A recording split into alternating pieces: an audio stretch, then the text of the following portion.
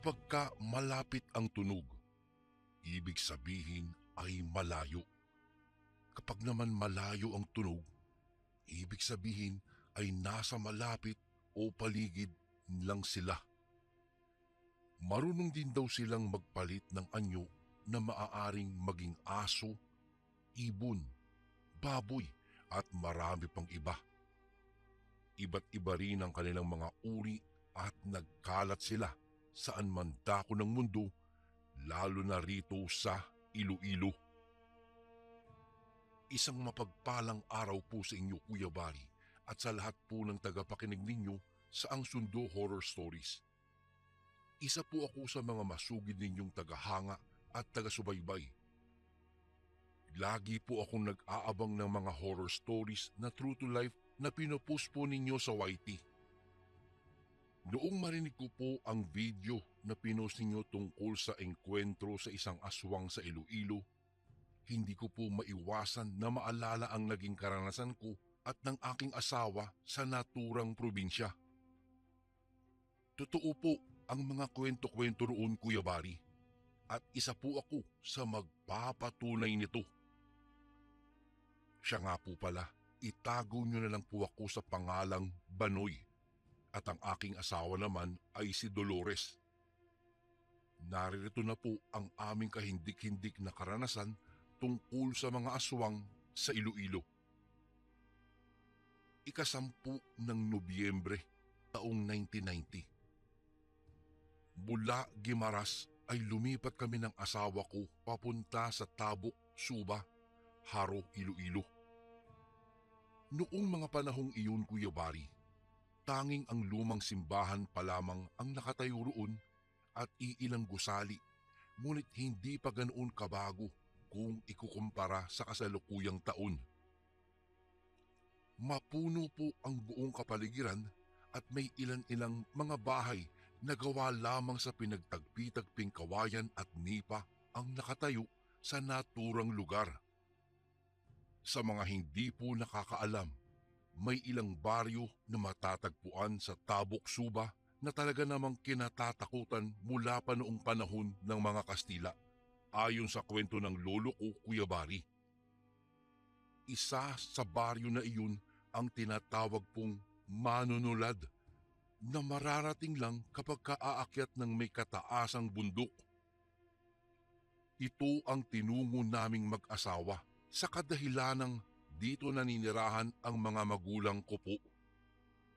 Napunta lamang po ako sa Guimaras noong maliit pa lang po ako nang dalhin ako ng aking tita Sita upang makapag-aral at makatulong sa kanila. Nakatanggap po kasi ako ng sulat na may sakit daw si Inang, ang nanay ko po, Kuya Bari, kaya naman nais nilang makita akong muli kahit sa mga huling sandali. Nagpasya na rin po akong dalhin ang asawa kong si Dolores na nakilala ko po sa Guimaras. 6 na buwan na po siyang buntis at kahit nahihirapan, natutuwa naman siyang sumama para makita rin ang magiging lolo at lola ng aming magiging anak. Sa tulong po ni Cesar, pinsan ko po sa side ni Papa, tinulungan niya po kaming makarating ng maayos at ligtas sa baryo ng Manunulad.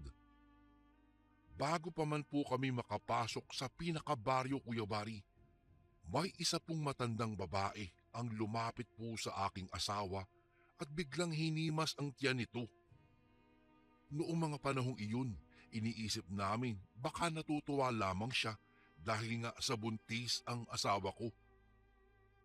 Ay, malusog ang bata sa sinapupunan mo. Kailan ka ba manganganak, iha?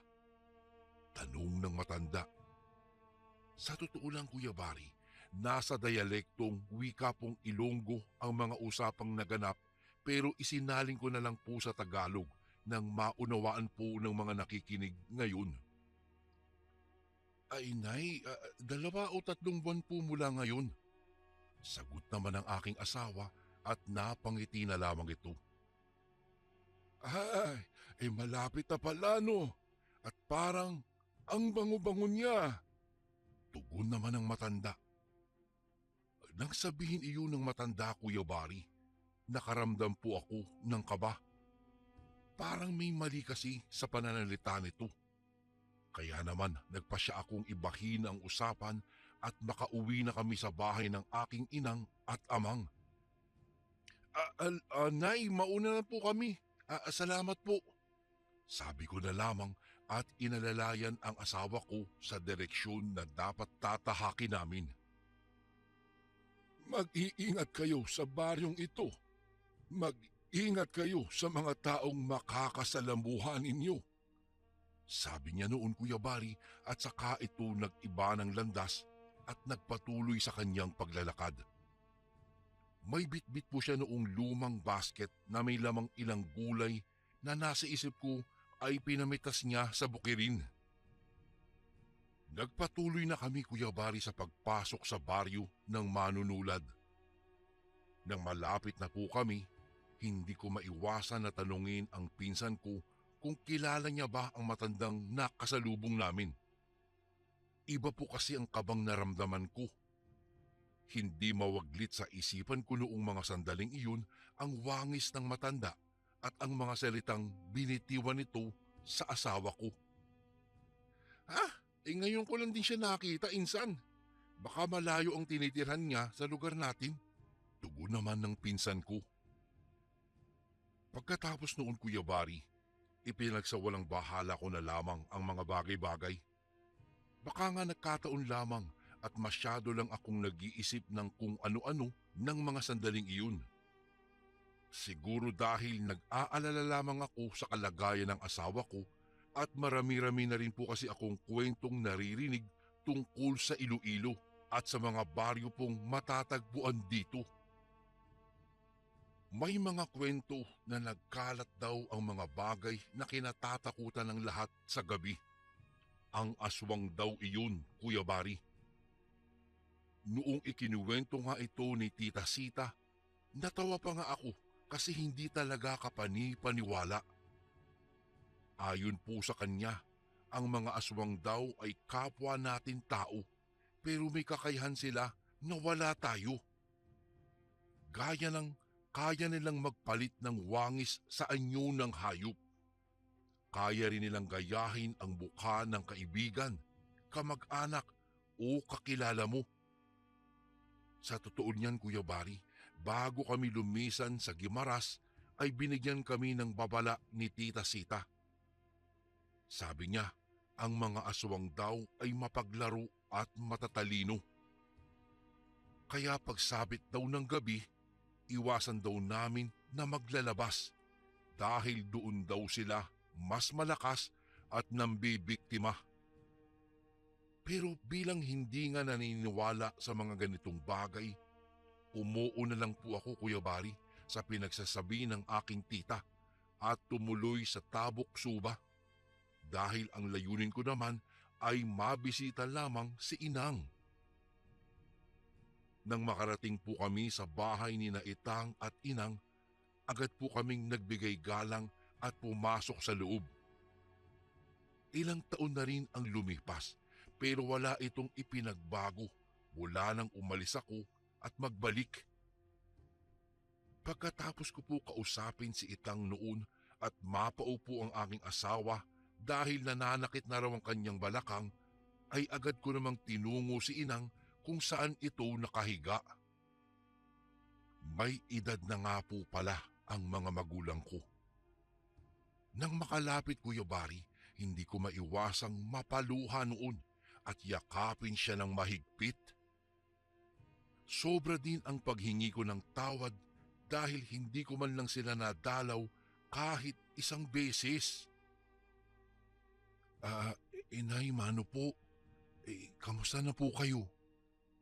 Malumanay kong pagbati sa aking inang. Ay, iho, ikaw pala yan. Ayos lang naman ako.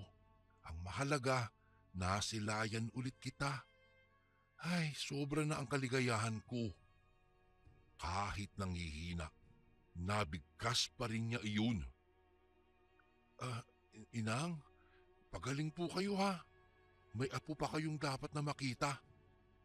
Ngiti kong sabi, pero sa loob-loob ko, Kuya Bari, Sobrang nalulungkot talaga ako. Habang nakikipag-usap kami noon, biglang napaaray ang asawa kong si Dolores dahil sa sakit. Biglang namilipit daw iyon at parang kinakalkal ang loob ng tiyan niya. Hindi ko naman alam ang gagawin, kaya naman nagpatulong na lamang ako kina Itang at Cesar.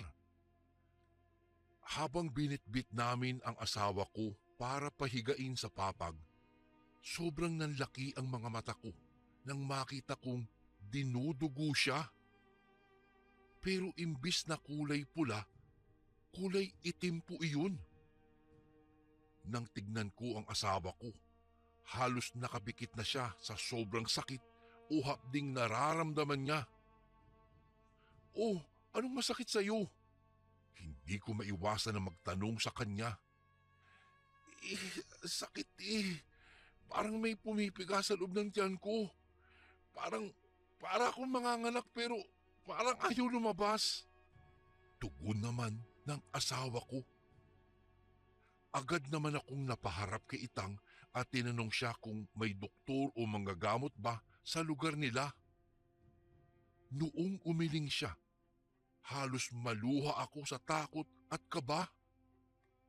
"Naku insan, wala kaming doktor dito pero mayroon kaming magagaling na albularyo." Suwestyon ng aking pinsan. Dahil doon, Kuya Bari, hindi ko maiwasang mapakunot ng noo sa pagtataka dahil albularyo ang binigkas niya. Insan naman, mukha bang nasapian ng asawa ko? Insan doktor o manggagamot ang kailangan niya, hindi albularyo. Sigaw ko sa kanya, siguro dahil sa pagkataranta ko lamang. Ngunit nagulat ako dahil hindi niya ako pinakinggan at agad siyang nagtatakbo palabas. Pagbalik niya, Kuya Bari, ay kasama na nito ang isang matanda na may balot na tela sa kanyang ulo. May kahabaan din po ang kanyang balbas at lumang-luma ang suot na damit na halos puno na ng tila grasa na akalain mong hindi naligo ng ilang araw o buwan. Imbis na magtanong ay agad niyang nilapitan ang asawa kong namimilipit sa sakit. "Lo, anong gagawin niyo po?" Nausog siya ng isang aswang." Turan nito, Kuya Bari, kaya naman lalo akong nagtaka at natakot. Nang mga sandaling iyon, hindi ko maiwasan na maalala ang mga kwento ni Tita Sita sa akin tungkol sa mga ganitong bagay. Sa sobrang pagkatakot ay agad kong sinunod ang mga ipinakuha ng albularyong iyon gaya ng tubig, kandila, tawas, batong buhay, mga dahon at iba pa. Agad rin ako noong nagpakulo ng tubig alinsunod sa utos ng albularyo. Sa unang pagkakataon, Kuya Bari, nakita ko kung papaano manggamot ang isang albularyo. Base po sa pagkakaalala ko, gamit ang maligamgam na tubig, isinawsaw niya po roon ang mga dahon kasabay ang batong buhay na pinainitan niya sa apoy. Pagkatapos po, ibinuhos niya ang tawas na dinurog at saka nagsindi ng kandila. Habang pinapanood siya, Kuya Bari, manghang-mangha po talaga ako, pero hindi ko rin maiwasang hawakan ng mahigpit ang kamay ng asawa ko na nananakit pa rin ang tiyan. Ilang sandali lang ang lumipas. Ipinatak nito ang natutunaw na kandila sa maligamgam na tubig. Doon, Kuya Bari, kitang-kita namin ang paghulma ng isang imahe. Para yung isang matandang babae. Nakasalubong niyo siya at binati niya kayo. Sa nakikita ko, babalikan niya kayo sa mas malalang pagkakataon. Kahit mahina na ang boses ng matandang albularyong ito, narinig ko pa rin ang mga sinabi niya. Hindi ko rin makalimutan, Kuya Bari, ang payo niya sa aming mas maging maingat, lalong-lalo na daw sa hating gabi. Doon daw maaaring bumalik ang aswang na sinasabi niyang bumati sa aming mag-asawa. Sa awa naman po ng Diyos, naging maayos ang pakiramdam ng asawa ko. Nakahiga siya ngayon katabi ni Inang. Dahil doon, hindi ko maiwasang mag-isip ng negatibo. Sabi ko sa utak ko, wala sanang mawala kina Inang at Dolores. Hindi ko talaga kakayanin iyon, Kuya Bari. Noong pagsapit na ng gabi, kinausap ako noon ng aking pinsan na si Cesar. Ayon sa kanya, maging mapagmasid daw kami at huwag matutulog, lalong-lalo na't nakaabang ang kaaway. Kapag ka daw may narinig akong malayong tunog ng isang uri ng ibon, ibig sabihin daw ay nasa malapit lamang ang aswang. Ang ibon daw na iyon ay alaga raw nito na parang tagabigay ng babala sa kanyang amo tungkol sa magiging biktima nito. Akala ko nga, Kuya Bari, matatapos ang gabing iyon nang walang nangyayari. Ngunit dumating ang kinatatakutan ko. Ito yung gabing hinding-hindi ko makakalimutan sa tanang buhay ko. Bukod kasi sa narinig ko na ang tungkol sa mga aswang dito sa Iloilo, nakaharap namin sila. Akala ko nga noon ay namamalikmata lamang ako, pero hindi talaga. Hindi ako nagkakamali. Noong sumapit kasi, Kuya Bari, ang gabi, siguro po mga 12:00 na nun, nakarinig po ako ng tunog ng baboy. Sobra akong nagtataka noon dahil wala namang alagang baboy sina Itang at Inang. Nang buksan ko po yung pintuan, kitang-kita ko po ang isang itim na itim at napakalaking baboy sa harap ng bahay ni na Itang. Hindi ko alam pero natulala lamang ako at nanigas sa aking kinatatayuan. Bumalik lang yata ako noon sa ulirat nang dumaan sa harap ko sina Itang at Cesar. Nakita kong hinagisa nila ng asin ang baboy na iyon.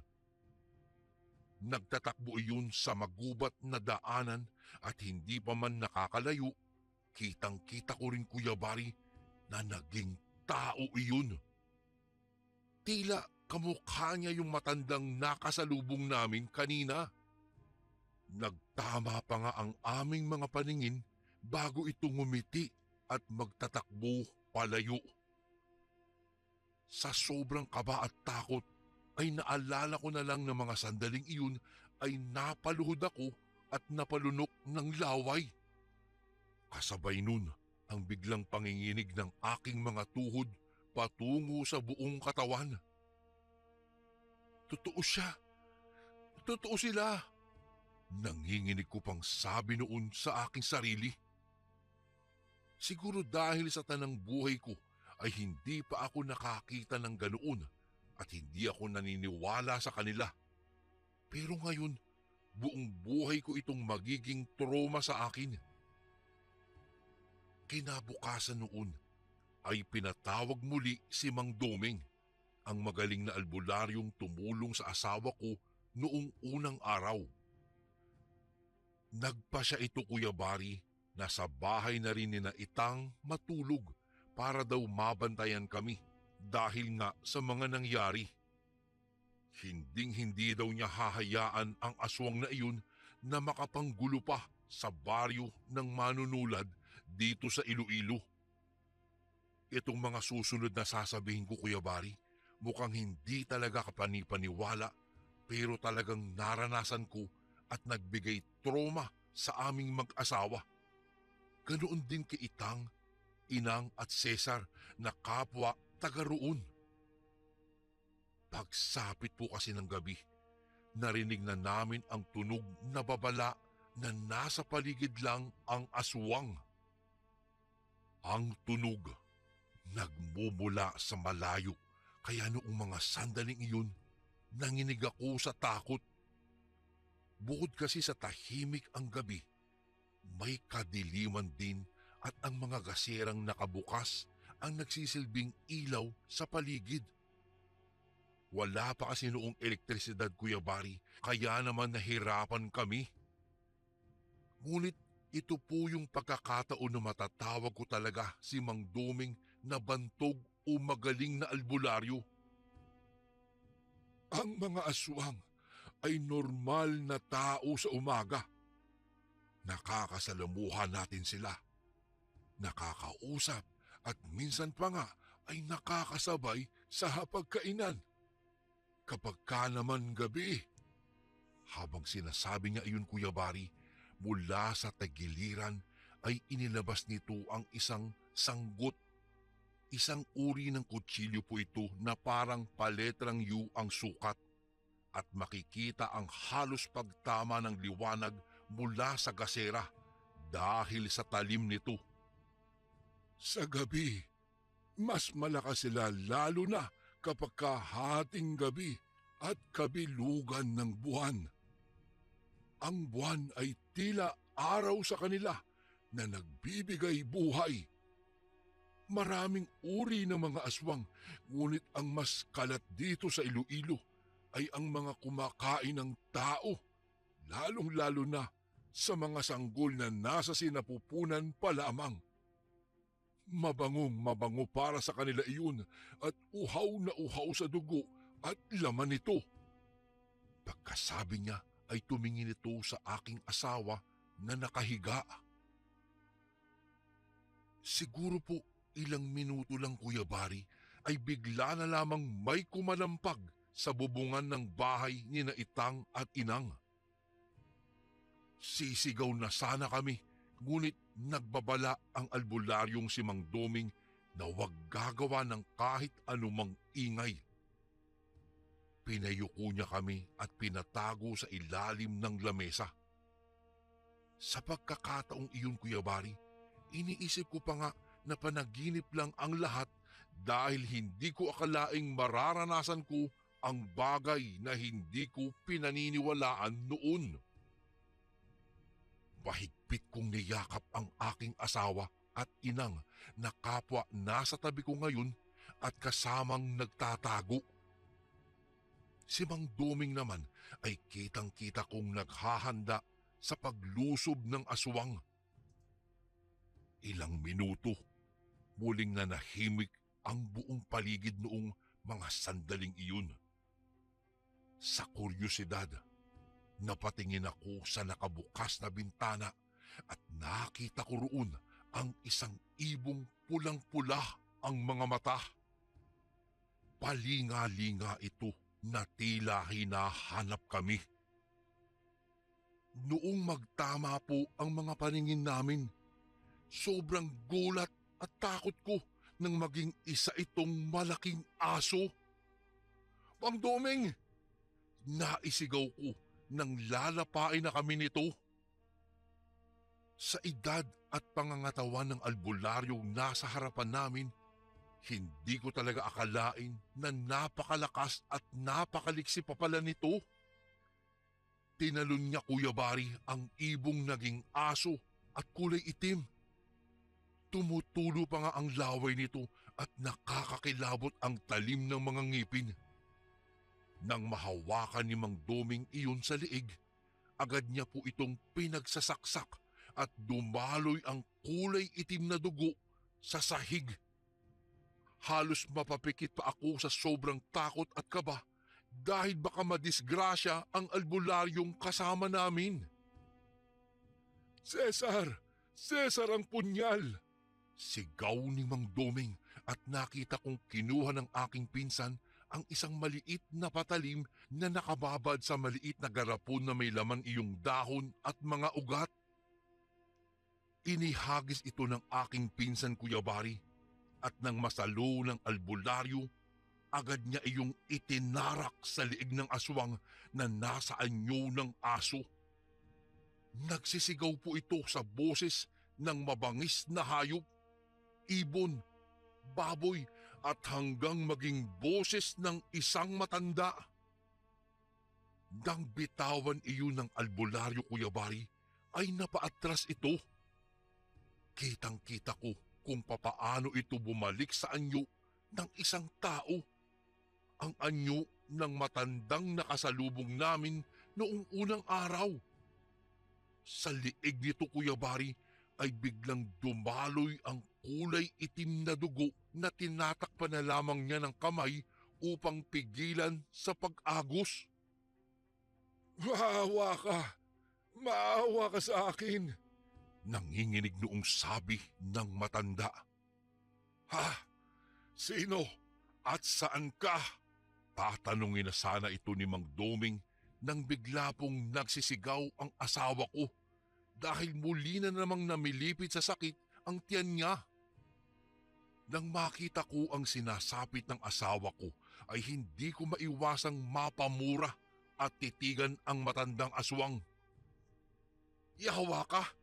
Tigilan mo!" Ngunit nawala siya, Kuya Bari, ng mga sandaling iyon. Hindi ko alam, Kuya Bari, ang gagawin. Nataranta kami at agad na inihiga ni Mang Doming ang asawa kong si Dolores sa papag. Nagsindi siya sa isang palayok na nilagyan niya ng mga batong nasa iba't ibang kulay at amoy. Umusok ang buong paligid at gamit ang mahaba't malalaking dahon ay tila binabasbasan niya ang aking asawa sa mga salitang tila Latin sa pandinig ko. Ako naman, Kuya Bari, ay napayuko at napaluhod habang luha ang nagdarasal na sana'y walang mangyaring masama sa aking mag-ina. Ilang oras po ang lumipas noon at sa wakas, tumigil na sa paghikbi ang asawa ko. Nang tignan ko siya, mahimbing itong natutulog, ngunit muli akong nakaramdam ng takot, Kuya Bari, sa hindi ko makakalimutang pangyayari. Mula kasi sa ibabang parte ng aking asawa, nakita ko ang nagkalat na dugo na tila nanganak ito. Mang Doming, ano pong nangyari dito?" Nanginginig kong tanong noon. "Naisahan nila ako. Naisahan nila tayo." Napaatras ang albularyo, Kuya Bari, at napasandal sa dingding habang unti-unting napapaupo. Ako naman ay mabilis na hinawakan ang kamay ng aking asawa at nanginig ang buo kong katawan nang maramdamang malamig ang mga palad nito. Mahal? Mahal! Gumising ka!" Ngunit nang mga sandaling iyon, alam kong wala nang dumadaloy na buhay sa kanyang katawan. Habang yakap-yakap ang aking asawa, nagsalita ang albularyong si Mang Doming. Ayon sa kanya, nakarinig siya ng mga kaluskos sa likuran ng bahay kaya tinungo niya ito at walang nadatnan doon. Pagbalik niya, nakita niya na lamang na nasa ganong sitwasyon na ang asawa ko at ako na may nakaidlip habang nananalangin. Hindi pa nga nanunuyo ang luha ko dahil sa mga kaganapan, Kuya Bari. Nadagdagan na naman ito nang tawagin ako ni Itang at Cesar. Nang tumungo ako sa kabilang silid, nakita ko ang inang nawala ng buhay. Hindi ako makapaniwala dahil sa mga nangyari. Halos sabunutan ko na ang aking sarili. Napaluhod at humagulgol dahil sa pagluluksa. Kuya Bari, noong mga panahong iyon ay para pong bumagsak ang buong mundo sa akin. Para akong dinaganan ng mabigat na bagay at hindi ako makatayo. Pilitin ko man iangat ang aking buong katawan, ang huling naaalala ko, papunta si Itang sa akin bago nandilim ang paningin ko at nawalan ng ulirat. Pagmulat ng mga mata ko po, nakita ko sina Cesar, Itang at ang mga kapitbahay na nakikiluksa sa pagkamatay ng aking inang, asawa at ang isisilang pa lang sana na sanggol na siyang anak ko. Magang-magana ang mga mata ko, Kuya Bari, ng mga sandaling iyon. Muli na lamang akong nabuhayan ng loob nang pumagit na ang albularyong si Mang Doming at mataman akong pinagmasdan. Hindi rito natatapos ang buhay ng mag-ina at nanay mo, Banoy. Igaganti natin sila. Nakita ko, Kuya Bari, sa mukha nito ang pagkaseryoso.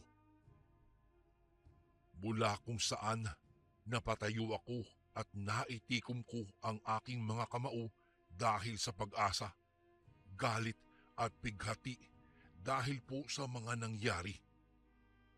Kuya Bari, ito yung wakas na kapag naranasan mo pala ang napakasarap na pakiramdam.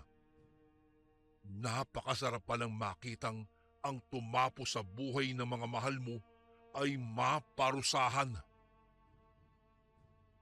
Ilang araw na, Kuya Bari, na nakaburol ang asawa kong si Dolores at si Inang. Ang kahon na kinalalagyan nila ay ginawa lang po namin mula sa mga tabla at kahoy na nalikom. Sa bawat sandali po ay mas nagiging mapagmasid kami dahil maaaring magkaroon ng pagkakataon na bumisita o bumalik ang aswang. Nang sumapit ang gabi, napatayo ako at napalapit nang makita ko po ang isang magandang babae na lumapit sa kabaong ni Inang at Dolores. Nang tanungin ko, sino po kayo? Bigla itong umalis, Kuya Bari, at naglakad ng mabilis paalis sa lugar na iyon. Pagtingin ko po sa kabaong ni Inang ay wala na roon ang kanilang mga bangkay. Ang tanging naroroon ay puno ng saging. Kinusot-kusot ko pa ang aking mga mata, ngunit kumpirmado kong pinalitan nga ang katawan nila ng puno ng saging. Sobrang galit ko dahil hindi na pinalagpas pa ng aswag na iyon ang pambababoy sa labi ng aking mga mahal sa buhay. Anong Hindi na ituloy ni Mang Doming ang sasabihin nang makita ang pinagmamasdan ko ng mga sandaling iyon. Hayop siya! Demonyo siya! Malalakas kong sigaw dahil hindi ko alam kung ano pa bang dapat ang sabihin ko, Kuya Bari, dahil sa mga nasaksihan ko. Saan? Saan nagpunta? Sundan natin! Sabi ni Mang Doming at agad kaming naglakbay. Hindi ko na napansin, Kuya Bari, ang bawat madadaanan namin. Ang albularyo namang kasama ko ay nakita kong kinuha ang sanggot na nasa tagiliran. Ilang sandali, nanlumo akong muli nang mapagmasdan mula sa labas ng isang lumang kubo ang bangkay ni Inang at Dolores. Ang mga iyon ay pawang pinagpepiestahan ng matandang aswang na nakainkwentro namin sa bahay. Sinunggaban nito si Mang Doming at gumanti naman ang isa. Akala ko, Kuya Bari, ay makakatayo ako ng maayos, ngunit dahil sa panginginig po ng katawan, pagapang kong nilapitan si Inang. Kitang-kita ko po ang butas nilang mga tiyan.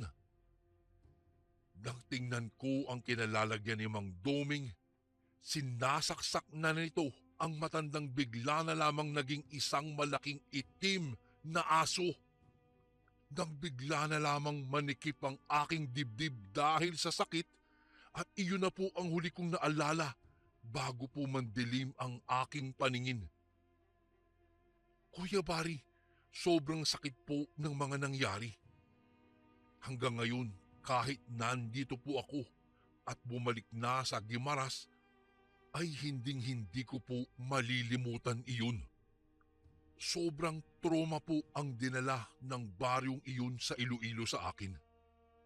Sobrang takot po ang iniwan ng aswang na pumaslang sa mga mahal ko sa buhay. Kahit pa iniharap sa akin noon ang ulo ng matandang aswang dahil nagapi ito ng bantog na albularyong si Mang Doming, hindi pa rin noon maibabalik ang asawa ko, anak at si inang. Siguro nga, nabigyan naman sila ng hustisya, ngunit para sa aking Kuya Bari ay kulang pa iyon bilang kabayaran. Habang sinusulat ko po ito, mahigpit akong niyayakap ni Tita Sita upang matapos ito at bigyan ako ng lakas upang maisalaysay ang masalimuot kong pinagdaanan, upang magbigay na rin ng babala sa iba kapag sila naman ang nasa lugar na pinanggalingan ko. Kuya Bari, dito ko na po tatapusin ang aking kwento. Maraming salamat po kung sakaling maisama niyo po ito sa mga kwento sa inyong YouTube channel. Lagi po tayong mag-iingat dahil ang kaaway ay nasa paligid lamang. Lubos na gumagalang, Banoy.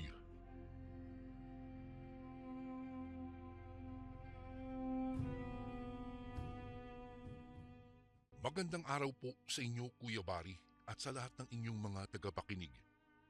Nais ko lang ibahagi po itong aking karanasan.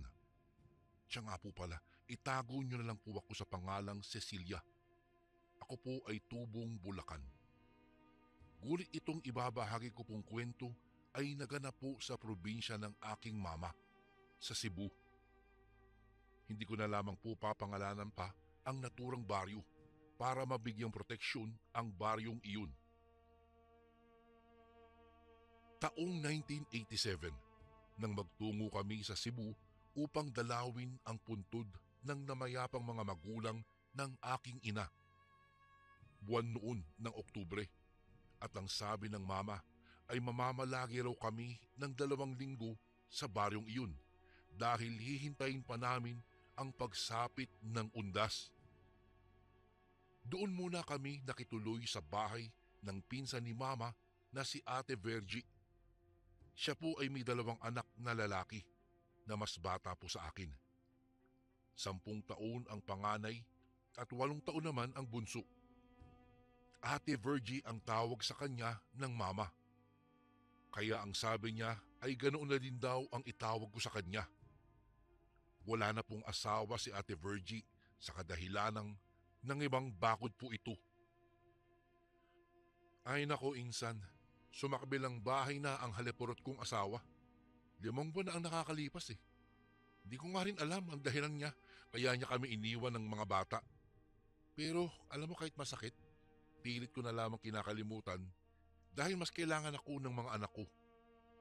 Pagkukwento niya kay Mama. Sa mga sandaling iyon, Kuya Bari, nababanaag ko sa mga mata niya ang mga luhang pilit na pinipigilan.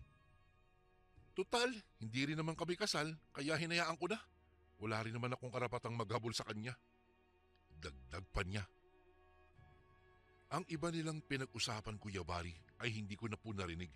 Gawa ng pinalayo po ako ni Mama sa kanilang inuupuan. Hindi raw tamang makinig ang bata sa usapan ng mga matatanda. 15 anyos pa lamang kasi ako noon, Kuya Bari. Masipag si Ate Virgie, maging ang kanyang mga anak. Minsan nga ay isinama nila kami ni Mama sa pag-aani ng mais. Kahit na mainit at nangangati ako, ay hindi ko ininda dahil sa tuwing may nababalatan akong mais ay parang proud ako sa sarili ko na nagawa ko iyon.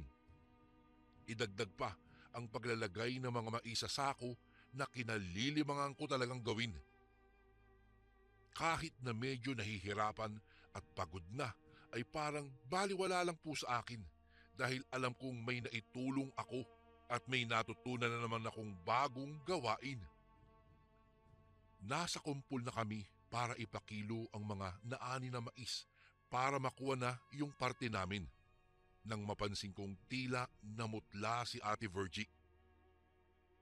Mabilis siyang tumayo mula sa kinauupuang sako na may lamang mais at kaagad na naglakad papalayo nang papunta na sa kinaroroonan namin ang isang lalaki. Halos palipat-lipat ang tingin ng mga tao kay Ate Virgie at sa lalaking iyon. Nang makaalis na ang lalaki para maghakot ng mga mais, ay saka naman bumalik itong si Ate Virgie. "Insan, akala ko ba wala rito yung kinakasama mo dati?" tanong ni Mama kay Ate Virgie. Napabuntong hininga naman siya at sinabi niyang hindi niya alam na dumating na pala ang ama ng kanyang mga anak mula sa kung saan. Medyo matagal na din daw kasing umalis ito roon. Pansin ko sa mga mata ni Ate Virgie na may namumuuna namang luha sa gilid ng kanyang mga mata. Kahit na hindi niya pinapalata ay ramdam kong mahal niya pa rin ang dating asawa. Nang sumunod na araw, bihis na bihis si Ate Virgie na lumabas ng bahay. May bahid pa nga ng make-up ang kanyang mukha. Ang bili niya sa akin na kapag dumating daw ang mga pinsan ko mula eskwela ay sabihin ko raw sa mga ito na may aasikasuhin lamang siyang importanteng bagay. Gabi na po nang nakauwi si Ate Virgie. Lango pa siya sa alak. Umiiyak pa siyang nagkwento kay Mama na nanggaling daw siya sa bahay ng dating asawa niya. Subalit nakita niya raw ang dating asawa na mahigpit na nakahawak sa baywang ng bagong kinakasama nito at sa tingin daw niya ay punong-puno ng pagmamahal ang lalaki habang nakatitig sa mukha ng babae.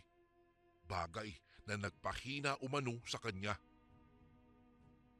Dahil sa nasaksihan ay nahimok daw siyang uminom ng alak para labanan ang sakit na nararamdaman. Inamin niya rin na mahal pa niya ang asawa at gagawa umano siya ng paraan upang magkaayos sila. At kinabukasan nga, sinimula na ni Ate Virgie ang misyon. Maaga siyang nagising para mag-ayos sa kanyang sarili. Nagpahid ng hindi kakapalang make-up at nagsuot ng sexy na damit. Sinamahan ko po si Ate Virgie ng araw na iyon. Nagdala kami ng pansit dahil paborito umano iyon ng kanyang asawa. Sinamahan na rin namin ng kape. Natawa pa nga ako sa kanya, gawa ng para siyang isang teenager na hindi mapakali sa labis na pagka-excited. Doon kami nagtungo sa tinatrabahong bahay ng asawa niya. Panday Mason kasi ito. Ate Virgie, paano kung makita tayo ng bagong asawa ng asawa mo? Tanong ko sa kanya. Huwag kang mag-alala, Cecilia, hindi naman lumalabas ng bahay ang babaeng yun eh. Lagi lang nakakulong yun.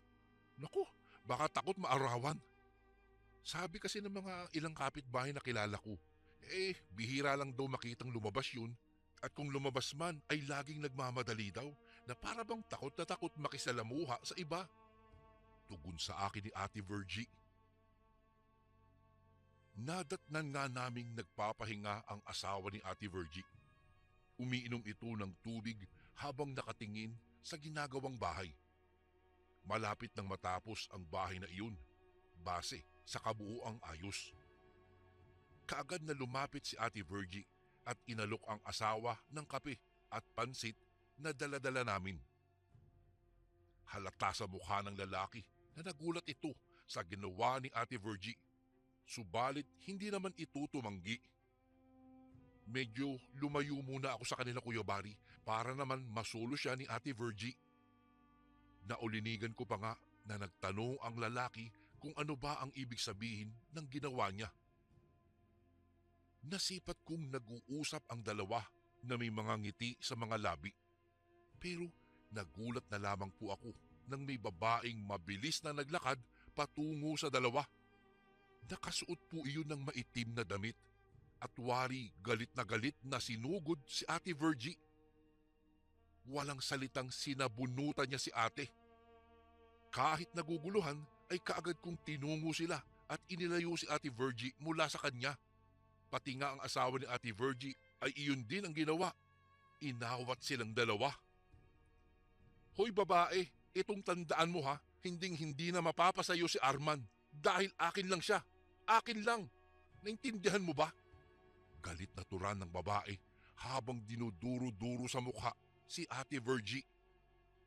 Siyempre ay hindi nagpaawat si Ate Virgie. Nanlaban din siya at sinabing babawiin niya ang kanyang asawa, magkamatayan man. Hindi naman pa nagkasakitan silang dalawa dahil kinaladkad na ng lalaki ang babae. Si Ate Virgie naman ay mangyak-ngyak sa galit habang sinasabi na babawiin niya ang asawa para sa mga bata, para mabuo ang pamilya niya. At 30 ng Oktubre nang nagulantang kami dahil sa sinapit ni Ate Virgie. Bigla na lang na hindi siya makabangon sa kinahihigaan. Maputlang maputla siya at nanginginig. Anya ay parang may kung anong hayop daw ang gumagapang sa loob ng kanyang katawan. Niwala siyang ganang kumain. Dadalhin na sana namin siya sa ospital, ngunit nagsimula na siyang magsuka ng parang putik. Dumadaing na rin siya dahil ang sakit-sakit umano ng kanyang tiyan. Isa sa mga kapitbahay ni Ate Virgie ang nagsabi na hindi daw normal ang nangyayari sa kanya. Mabuti pa raw na patingnan kaagad sa isang albularyo. Nang makarating ang albularyo, ay humupa na ang sakit na nararamdaman ni Ate Virgie. Halos hindi kami makapaniwala nang sabihin ng albularyo na pinaglalaroan umano ng mahikang itim si Ate Virgie. Hating gabi na nang magising kaming lahat sa sigaw niya. Akala namin kung napaano na siya. Ngunit nang tiningnan namin siya ay nagulat na lang kami nang may mga nagkalat na hila-hila sa loob ng kanyang silid. Ang hila-hila, Kuya Bari, ay salitang Cebuano para sa lintang kati o islag o yung bang mga parang suso na walang daladalang bahay. Nakakadiri ang mga iyon. Naglalakihan pa at kulay itim. Naku, saan ang galing ang mga iyan? Patanong na sigaw ni nanay. Ay, hindi ko nga rin alam eh. Nagulat na lang ako paggising ko nang masilayan ang mga iyan dyan. Sagot naman ni Ate Virgie. Kahit na nandidiri ay nagtulungan kami ni na mama at ng mga anak ni Ate Virgie na alisin ang mga hila-hila sa kanyang kwarto. Akala namin ay wala lang ang mga iyon. Subalit paggising ko kinabukasan ay pinatingnan sa akin ni mama si Ate Virgie. Nang puntahan ko siya sa kanyang silid ay napasigaw na lang ako, Kuya Bari, nang may nagkalat na naman doon na mga hila-hila. At sa pagkakataong iyon ay nasipat kong lumalabas ang 3 malalaking hila-hila sa bunganga ni Ate Virgie. Nakanganga siya kasi habang tulog. Lumipas ang ilang araw ay wala pa ring pagbabago sa kalagayan ni Ate Virgie. Hindi na rin kami nakakauwi dahil ayaw siyang iwan ni Mama. Nagpadala na lamang kami ng sulat kina Papa na ipagpapaliban na muna namin ang aming pag-uwi dahil mas kailangan kami ni Ate Virgie. Nang magtungo ulit sa bahay ang albularyo, sinabi niyang magbudbud kami ng asin sa loob at labas ng bahay daw para hindi makapasok ang mga hila-hila. At sa awa naman po ng Diyos ay simula ng ginawa namin iyon, Kuya Bari, wala nang hila-hila ang nagagawi sa bahay, lalong-lalo na sa silid ni Ate Virgie. Minsan ay nagtungo ako sa tindahan kasama ang mga anak ni Ate Virgie nang makita namin ang kanilang ama. Siyempre pa, dali-daling lumapit ang mga pinsang ko rito. Niyakap naman sila ng ama nila at binigyan pa nga ng pera pambili ng mga chichirya. Narinig ko pa ngang sinabi ng mga bata na may sakit ang ina nila at kailangang bisitahin ito ng kanilang ama. Akala ko ay tatanggi siya, ngunit sinabi nitong dadalawin daw niya si Ate Virgie na ikinatuwa naman ng mga anak niya. Noon nga ay sumama sa amin si Manong Arman sa bahay. Nasilayan niya si Ate Virgie na nakaratay sa banig, nanghihina at halos hirap na hirap nang makatayo.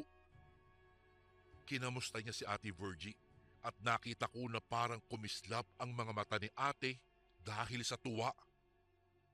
Nag-usap silang dalawa ng masinsinan at narinig kong humingi siya ng tawad sa asawa dahil sa kapabayaan niya at dahil sa kanyang pagtataksil dito. Sisikapin daw niyang ituwid ang mga baluktot niyang mga desisyon para sa mga anak nilang dalawa. Bago umalis si Manong Arman ay inilipat niya ng higaan si Ate Virgie sa sala. Doon daw ay makakalanghap siya ng sariwang hangin at para maging maginhawa naman ang pakiramdam ng asawa dahil hindi masikip ang paligid, hindi katulad sa silid nito na sobrang sikip. Hindi na tinutulan pa ni Mama ang ginawa ni Manong Arman dahil umayo naman sa kanya si Ate Virgie. Buhat nga ng araw na iyon, Kuya Bari. Tila ba nanumbalik ang lakas ni Ate Virgie. Hindi na rin siya sinusumpong ng pananakit ng kanyang tiyan. Nagulat nga si Mama nang madatnan si Ate Virgie sa kusina na naghahanda ng almusal namin. Masaya kaming nakabawi na si Ate Virgie. Napapadalas din daw ang pagdalaw ni Manong Arman sa kanya at sa mga anak nila. Ngunit isang tanghali, habang masaya kaming nanananghalian kasama si Manong Arman, ay bigla na lamang dumating ang kinakasama niya sa bahay. Galit na galit ito. Pinagsasapak ba naman si Manong Arman? Nag-hysterical na siya nang isinigaw niya ang mga katagang magbabayad daw si Ate Virgie ng mahal sa pag-akit kay Manong Arman. Ngunit sinabi ni Manong Arman sa kanya na walang kasalanan si Ate Virgie dahil nagkusa siyang magtungo sa bahay para sa kanyang mag-iina. Sa narinig ay mas lalong sumiklab pa ang galit ng babae.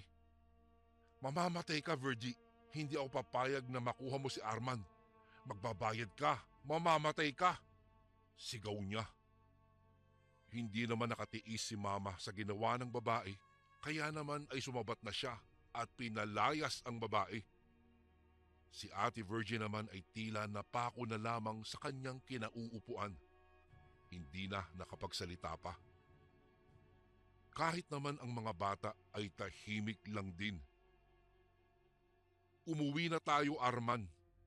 Muling sigaw ng babae, pero hindi nagpatinag si Manong Arman. Ngunit nang akmang dudumugin na ng babae si Ate Virgie, ay maagap na hinarangan iyon ni Manong Arman at kinaladkad ang babae papanaog ng hagdan. Batid naming nasaktan ang babae dahil sa ginawa ni Manong Arman dahil nagpumiglas ito ng husto. Ngunit tila bingi si Manong Arman. Nang araw ding iyon ay bumalik si Manong Arman sa bahay. May dala-dala siyang malaking bag at ayon sa kanya na uuwi na siya sa kanyang mag-iina. Aayusin na raw niya ang nasira nilang pagsasama. Hindi na raw niya matagalan pa ang ugali ng babaeng kinakasama. Masyado na raw itong paranoid. Hindi nga daw niya alam kung bakit ipinagpalit niya ang kanyang pamilya roon. Sa harapan naming lahat ay nangilit ang mga luha ni Manong Arman. Sising-sisi raw siya sa mga naging kasalanan niya. Mahal, patawarin mo ako. Pangako ko sa iyo na hinding-hindi na kita iiwanan. Babawi ako sa inyo ng mga bata. Bubuo ulit tayo ng mga masasayang alaala kung tatanggapin mo lang muli ako. Hindi mo naman kailangan sabihin yan, Arman eh. Mahal din kita kahit gaano pa kalaki ang magiging kasalanan mo. Mapapatawad kita. Hindi para sa mga bata, kung hindi para rin sa sarili ko. Tugon naman ni Ate Virgie. Dahil nagkaayos na sina Ate Virgie at Manong Arman, ay napagdesisyon na ni Mama na umuwi na. Tutal naman, wala nang sakit si Ate Virgie at bumalik na rin sa buhay at sa bahay nila si Manong Arman. Nang gabing ding iyon ay nagpaalam na si Mama sa mag-asawa na kami ay uuwi na ng Bulacan. Hanggang sa sumapit na ang araw ng pag-uwi namin. Nasa pintuan na si Mama habang ako naman po ay nasa bakura na nang nagyayakapan silang dalawa para magpaalam na sa isa't isa. Nang bigla na lamang napahiyaw si Ate Virgie. Namilipit siya dahil sa pagsakit ng kanyang tiyan. Isinigaw pa niyang, "Aray, ang sakit!" Hanggang sa bigla na lamang siyang nangisay. Nagkukumahog naman si Manong Arman na lumapit sa kanya. Dahil nga sa doon sa baryo nila ay matindi ang paniniwala sa mga albularyo, kaya doon na namin isinugod kaagad sa bahay ng albularyo si Ate Virgie. Hindi pa rin napawi ang pananakit ng kanyang tiyan at walang patid na rin ang pagsusuka niya ng malapot na likido na kulay itim na parang putik. Kaagad namang umusal ng orasyon ang albularyo at ipinatong ang kanyang kanang kamay sa ibabaw ng ulo ni Ate Virgie. Subalit mas lalong dumami ang mga lumalabas na likido sa bibig nito. Umiiyak na kami noon ni Mama sa pag-aalala kay Ate Virgie. Maging si Manong Arman ay nagpapahid na rin ng mga luha sa kanyang mga mata. Makailang ulit ding umusal ng dasal ang albularyo at naglagay ng sagradong langis sa tiyan ni Ate Virgie bago humupa ang pag-agos ng maiitim at malapot na likido mula sa kanyang bibig. Akala namin ay magiging maayos na, ngunit nagimbal na lang kami nang magsilabasan ang napakaraming hila-hila sa kanyang bibig. Yung iba ay tila patay na at ang iba naman ay gumagalaw-galaw pa. Kahindik-hindik iyon sa mga mata namin. "Binarang! Binarang si Virgie!" Ang mahinang saad ng albularyo na nagpalaki sa mga mata namin. "Ano po? Sino naman po ang gagawa niya sa pinsan ko?" Litong tanong naman ni Mama. "Marahil ay may nakaaway siya at ito ang iginanti sa kanya," tugon naman ng albularyo. Sa puntong iyon, Kuya Bari, ay parang naging iisang tao lamang ang sumagi sa isipan namin. Ang babaeng kinakasama ni Manong Arman. Hindi na nagpaalam pa sa amin si Manong Arman at mabilis ang kanyang kilos na lumabas kaagad ng bahay ng albularyo. Ngunit sa isip-isip ko ay nababatid kong kukumprontahin niya ang dating kinakasama. Isang malaking garapon ang pinaglagyan ng albularyo sa mga hila-hila na lumalabas mula kay Ate Virgie. Napuno ang garapon na iyon.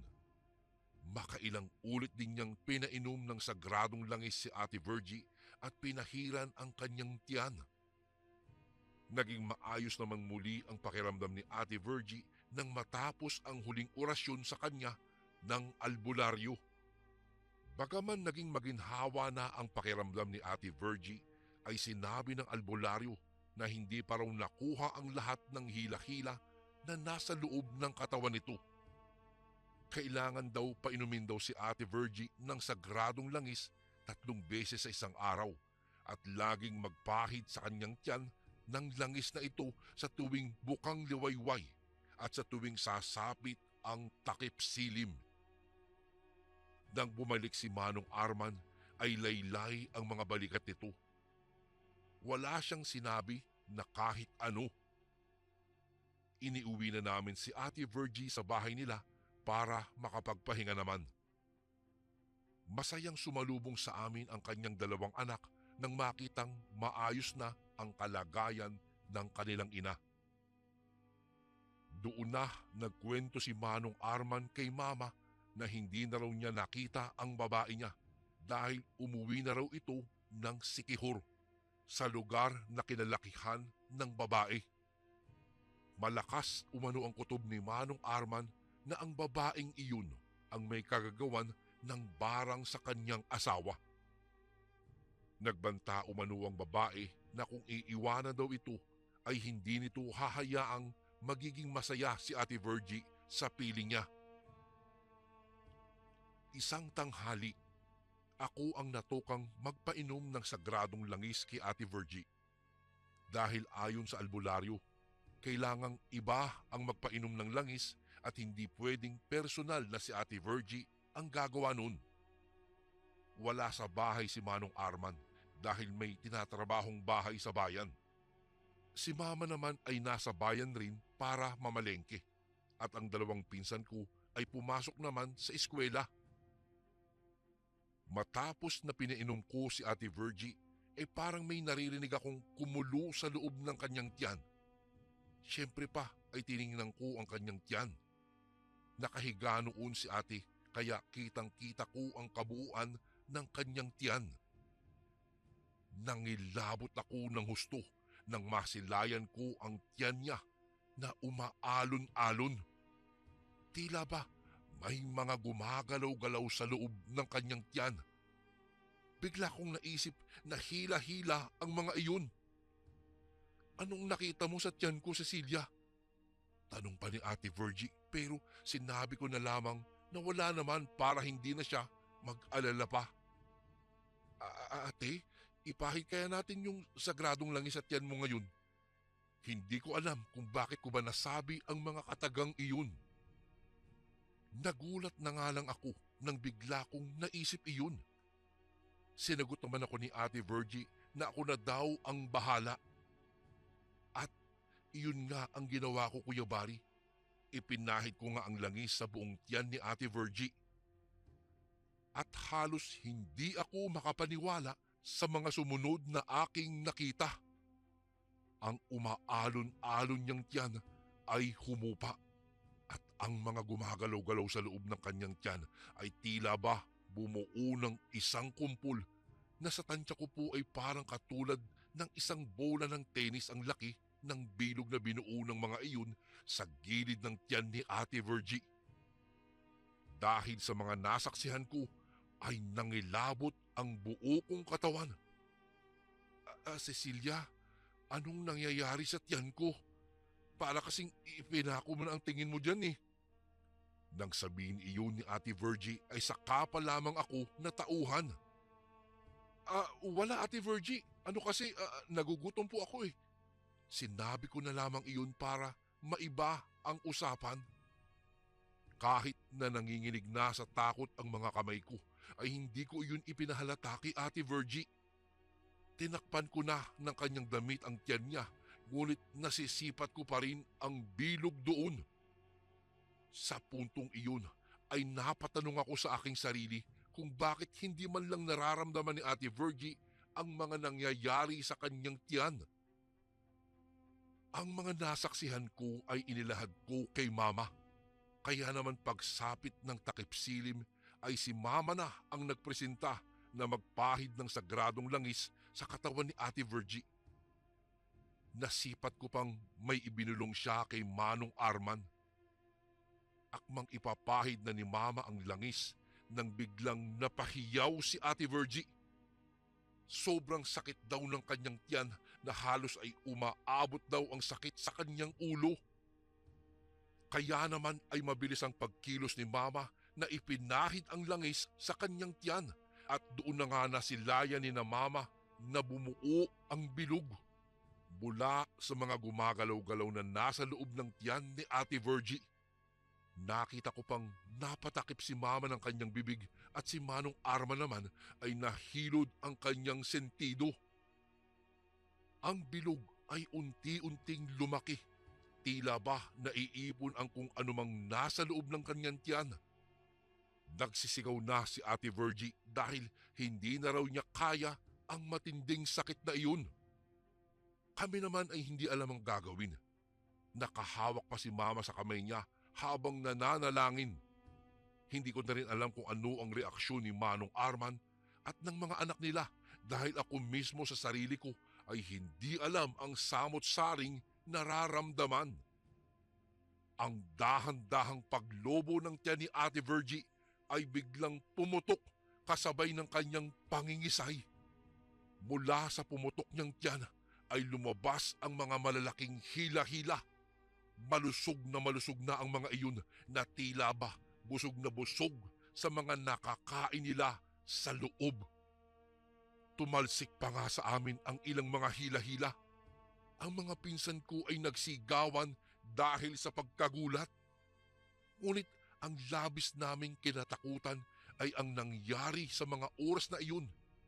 Si Ate Virgie ay nalagutan na ng hininga at ang buong bahay ay napuno na ng panaghoy na nakatawag pansin sa mga kapitbahay. May iilang kapitbahay ang hindi nakatiis at nakiusyoso at sila mismo ay nakita ang mga hila-hila na nagkalat sa buong sahig at ang kahindik-hindik na sinapit ni Ate Virgie. Ang kanyang tiyan ay may isang malaking butas na tumagos sa kanyang likuran. Butas na sanhi ng paglabas ng mga hila-hila mula sa loob ng kanyang katawan. Ang pangyayaring iyon, Kuya Bari, ay kumalat sa ibang baryo. Naging usap-usapan na binutas daw ng barang si Ate Virgie. Matapos naming mailibing si Ate Virgie, sa wakas ay nakauwi na rin kami ng Bulacan, Kuya Bari. Ngunit makalipas lamang ng ilang buwan, nabalitaan na lang naming pumanaw na rin si Manong Arman at ang sanhiraw ng kanyang kamatayan ay ang pagsusuka nito ng itim na likido. Dahil sa nangyari sa kanya, kinupkup na namin ang mga anak nila. At ang sabi ng mga bata, bago raw namatay ang kanilang ama, ay minsan ding nakita nilang may lumalabas na mga maliliit na alupihan naman mula sa pusod nito. Kuya Bari, dito ko na po tatapusin ang aking kwento. Sana po ay mapili niyo pong basahin ang kahindik-hindik kong kwento sa araw na ito. Hanggang dito na lang po, Kuya Bari, at salamat po sa lahat ng nakinig ngayon. Lubos na gumagalang, Cecilia.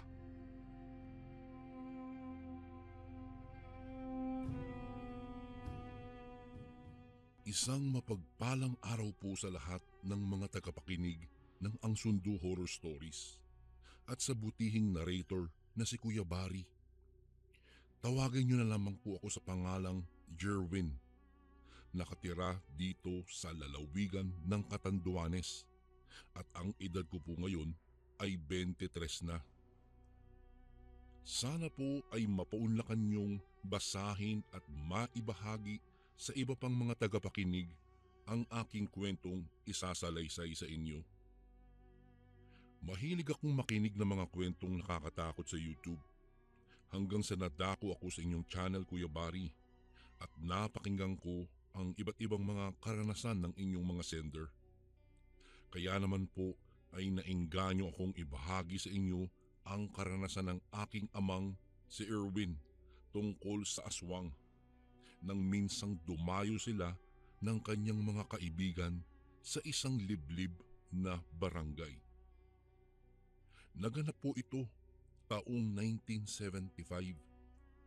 Ang edad niya noon ay 18 taong gulang pa lamang. Ayon po sa kwento niya, Kuya Bari, kasalukuyang naglalakad na sila ng kanyang mga kaibigan papunta sa barangay kung saan gaganapin ang isang kasalan ng kanyang pinsang si Nardo. Nang may nakasabayan silang isang matandang lalaki naglalakad. May saklay itong sako sa balikat at nakikita ng aking ama na para bang hirap na hirap ito sa kanyang dalang sako. Tatang, mawalang galang na po, no? Saan po ba ang punta ninyo? Ako na po ang magbibitbit niyang dala nyo. Tsaka mukhang mabigat po yung dala nyo, wika ng aking ama nang makalapit na sila doon sa matanda. Ay nako, naku wag na bata ka. Teka, saan ba kayo pupunta at parang bihis na bihis kayo? Balik na tanong ng matanda sa kanila. Binanggit naman ng aking ama ang barangay na pupuntahan nila dahil dadalo sila sa kasal ng kanyang pinsan kinabukasan. Ganun ba? Mag-iingat kayo sa pupuntahan nyo dahil hindi nyo kilala ang lahat ng mga nakatira doon. Paalala ng matanda sa kanila. Paalala ko lang sa inyo mga iho, huwag kayong basta-basta tumatanggap ng pagkain sa baryong iyon. At huwag na huwag rin kayong lalabas ng bahay kapag gabi na, lalo na't kapag nag-iisa ka lang. Dagdag pang wika nito. Napakunot noon naman ng aking ama sa sinabi ng matanda dahil hindi niya maintindihan ang mga sinasabi nito. Dahil sa mabagal maglakad ang matanda at ayaw naman nitong ang aking ama ang magbuhat ng daladalang sako, kaya nagpaalam na lang sila na mauuna na sila sa matanda. Makalipas ang halos 1 oras na nilakbay ay tuluyan na nilang narating ang bungad ng barangay. Pagkapasok nila sa barangay ay agad na hinanap nila ang bahay ng magiging asawa ng pinsan niyang si Nardo.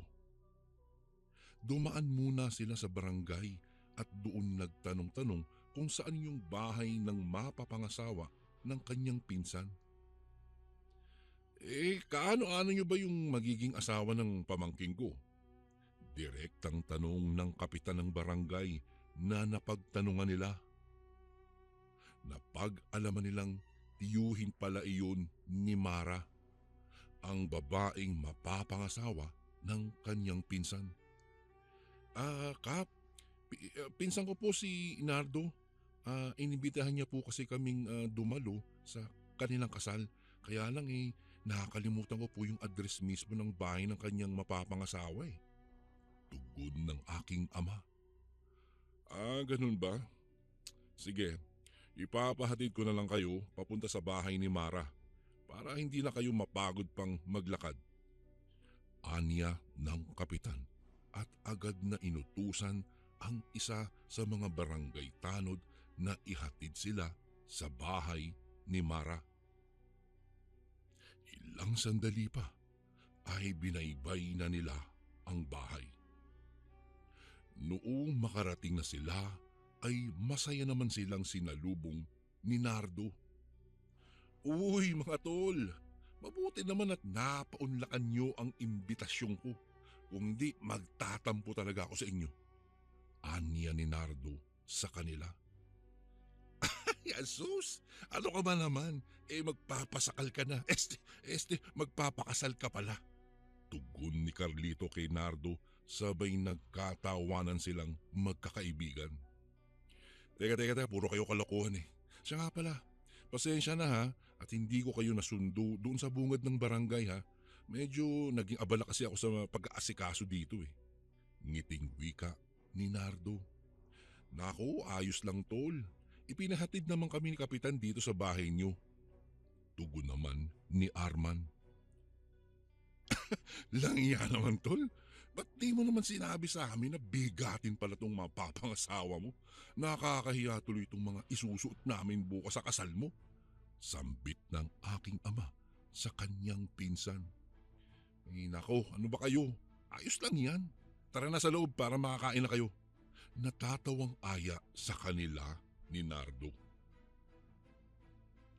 Ayon pa sa aking ama, kinagabihan ng araw na iyon, masayang nag-iinuman sa labas ng bahay ang aking ama kasama ang kanyang mga kaibigan.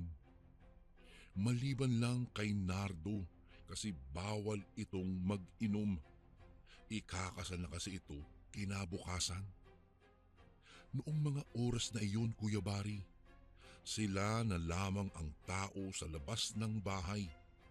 Abala na kasi sa loob ng bahay ang iba pang mga tao dahil nagluluto at nag-aayos ng iba pang mga gamit pangkasal ang karamihan. Habang nasa kalagitnaan na sila ng inuman, may napapansin ang aking ama na isang ibong maliit na kulay itim ang pabalik-balik sa puno kung saan sila nakapwestong nag-iinuman. Bago ko po ipagpatuloy ang kwentong ito ay may request sana ako sa iyo kasundo. Isang pindot lang ito kasundo sa subscribe button namin. Malaking tulong po ito sa aming kasundo upang mapagpatuloy pa namin ang mas marami pang magagandang kwento. Salamat sa pag-subscribe mo, bagong kasundo.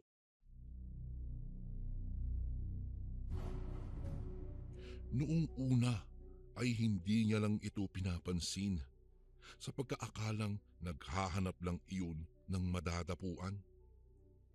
Maya-maya pa, may narinig na siyang huni ng tiktik doon sa taas ng punong malapit sa kanya. Kung kaya napatingala ang aking ama sa taas at sinipat ng maigi. Narinig naman niyang nagsalita si Carlo at nagsabing, "Mukhang inaaswang na yata tayo mga tol." Dahil sa medyo may tama na ng alak ang kanyang mga kaibigan, ay sumagot naman itong isa pang kaibigan ng aking ama na si Carlito at nagwikang, "Asos! Itong mga duwag na to, aswang lang yan pre. Gusto mo anakan ko pa yan eh." Tapos ay sabay-sabay silang nagkatawanan. "Hoy aswang, bumaba ka dyan para naman matikman mo ang aking alindog," sigaw ni Carlito habang nakatingala sa puno. Sunod-sunod naman ang kanilang tawanan. Ngunit ang aking ama ng mga sandaling iyon, Kuya Bari, ay hindi na mapakali at naramdaman niyang nagtataasan na ang kanyang mga balahibo sa katawan patungo sa kanyang batok. "Hoy, tigilan niyo nga yan.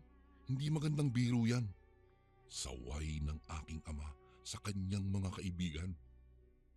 Mas lalo namang nang asar pa si Carlito at umaksyon pa itong sumasayaw na parang bang nang aakit. "Yuhu! Ano ka? Ano, aswang? Halika na, bumaba ka na dyan." Natatawang wika ni Carlito. "Pare, huwag ganun. Lasing ka na. Hindi na magandang biro yung ginagawa mo. Mamaya lapitan ka talaga noon. Tingnan natin kung hindi ka maihi dyan sa saluan mo kapag nilapitan ka ng aswang." Natatawang saad ni Carlos. Hanggang sa bigla na lang may malalaking pakpak ang pumagaspas sa kanilang itaas. Sa maniwala kayo at sa hindi, Kuya Bari, ayon sa kwento ng aking ama, sobrang lapad ng pakpak ng kanyang nakita at para daw iyong mga pakpak ng isang paniki. Kasabay ng pagpagaspas ng pakpak ay nakarinig na sila ng huni ng wakwak. Nakita rin nila ang hitsura ng aswang. Sobrang nakakatakot ang wangis nito. Nanlalaki ang mga matang nakaluwang kulay pula at ang mga ngipin nitong matatalas. Idagdag mo pa ang sabog-sabog na buhok nitong nagtataasan at walang humpay ang pagtulo ng mga malalapot nitong laway. Agad na nagpulasan ang aking ama at ang kanyang mga kaibigan at mabilis na tumakbo sa loob ng bahay. "Tulong! May aswang! Hinahabol kami ng aswang!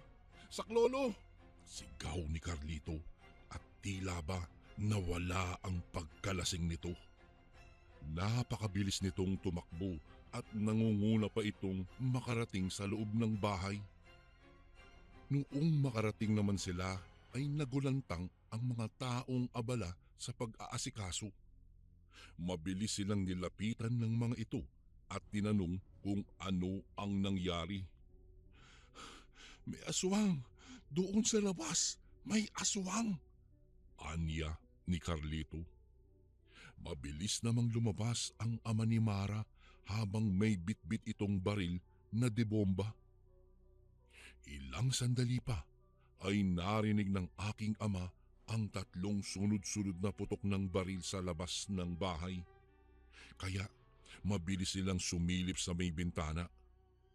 Noong makasilip na sila ay nakita nila ang nilalang na lumilipad sa itaas at para itong saranggola na kasing lapad ng payong. Lumilipad ito papalayo habang palakas naman ng palakas ang huni ng wakwak. Ilang sandali pa ay pumasok na ang ama ni Mara at nagsabing, "Aswang ang lumilipad na iyon. Mabuti na lang at hindi kayo nadakot," wika nito. Ito kasing si Carlito po kasi ang kulit-kulit eh. Hinamon pa niya kasing bubuntisin daw niya yung aswang, kaya po siguro nagalit iyon at bigla na lang po kaming sinugod. Anya ni Carlo. Kaya naman pala, sa susunod, huwag basta-bastang maghamon, lalo na't sa mga katulad nila. Dahil hindi ka aatrasan talaga ng mga nilalang na iyan kapag hinahamon mo sila. Napapailing na wika ng ama ni Mara.